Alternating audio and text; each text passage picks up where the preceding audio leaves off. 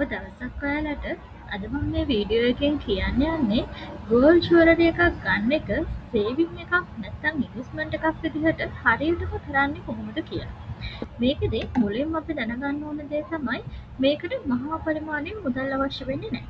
ඕගොල්ලන්ට සාමාන්‍යයෙන් රුපියල් 5000ක් 10000ක් වගේ මුදලක් මාසික හෝ මාස කිහිපයකින් ඉතුරු කරගන්න පුළුවන් නම් මේ වගේ වටිනාකමක උනත් ජුවලරි එකක් ඔයාලට අරන් දාගන්න පුළුවන්. ඊළඟට මතක තියාගන්න ඕන දේ තමයි මේක එකවරක් නෙමෙයි. නිතර නිතර කරන්න. නිතරම ඔයාලට මුදලක් ඉතිරි වෙනවා නම් ඒ ඉතිරි වෙන මුදලෙන් සිම්පල් ජුවලරි එකක් අරගෙන තියාගන්න. ඒකේ වටිනාකම ගැන ලොකුවටම අවධානය යොමු කරන්න ඕනේ. මොකද මේ ගන්න ජුවලරි එක පිරිසිදු රත්තරන් වලින් තෝරගන්න ඕනේ. ඒ කියන්නේ කැරට් 22 24 වගේ පිරිසිදු රත්තරන් වලින් තෝරගත්තොත් තමයි ඔයාලට මේක ආයෝජනයක් විදිහට වටින්නේ.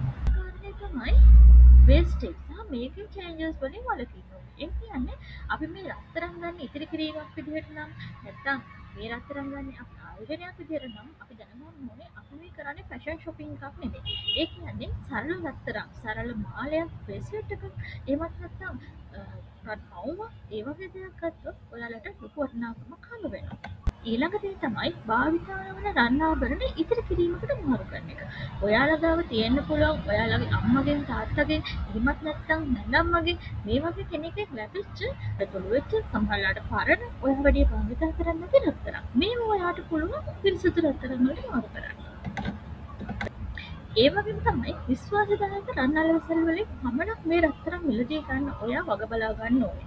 ඒ විතරක් නෙමෙයි මේ ගන්න රත්තරන් වලට ඒගොල්ලෝ දෙන බයිබැක් පොලිසිස් මොනවාද? ඒ වගේ තියෙන පිරිසුදුකම මොකද්ද වගේම බලනවා වගේම ඔයා ඒ රිසිප්ට් ළඟ තියාගන්න එකත් ගොඩාක් වටිනවා. කාලේන අරමුණු සඳහා රන් ඉතිරි කරන්න. මේකෙන් කියන්නේ ඔයාගේ දරුවන්ගේ අනාගතයට අධ්‍යාපනයට පුතාගේ විවාහයට අත්‍යවශ්‍යම කාරණාවකට අනාගතයේදී කරන්න තියෙන ලොකු වැඩකට ඔයාගේ රත්තරන් පාවිච්චි කරනවා නම් තමයි වඩාත්ම හොඳ. ඊළඟ දේ තමයි පොඩි වියදම් වලට රත්තරන් විකුණන්න එපා. ඔයාට ඉතුරු වෙන මුදලින් රත්තරන් අරගෙන ඊට පස්සේ ඒක නිතර නිතර විකුණනවා නම් ඔයාගේ පුංචි පුංචි අවශ්‍යතාවලට මේ ගන්න රත්තරන් වලින් ඔයාට ඉන්වෙස්ට්මන්ට් එකක් නම් වෙන්නේ නැහැ. ඒ නිසා ඔයා කරන්නේ මේවා අනාගතයට ආරක්ෂා කරලා තියාගන්න. එතකොට තමයි මේ වගේ වටිනාකම වැඩි වෙන්නේ. රන් කියන දේ අපි ගොඩාක් ආරක්ෂිතව තියාගන්න ඕනේ. ඒ නිසා ඔයාට ලොකු බල්ක් එකක් තියෙනවා නම් බැංකු ලොකර් එකක් පාවිච්චි කරන්න. එහෙම නැත්නම් ගෙදර ඔයාට විශ්වාසවන්තම විදිහකට මේවා ආරක්ෂිතව තියන්න. විශේෂයෙන් ගෙදර කෙනෙකුට නොකිය ඉන්න තරමට ආරක්ෂාව හොඳයි. ඒ වගේම තමයි ඔයාගේ මහත්තයාට, ඔයාගේ දරුවන්ට මේ රත්තරන් කියන දේ ඉතිරි කිරීමක් විදිහට පාවිච්චි කරන එකේ වටිනාකම කියලා දෙන්න. එතකොට එයාලට පුළුවන් අනාගතයේදී ඔයා මේ කරගෙන යන සේවිං එක කන්ටිනියු කරන්න වගේම ඔයාට මේකට උදව් කරන්න.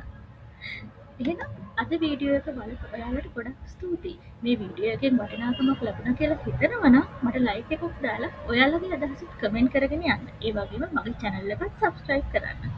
සුබ දවසක්.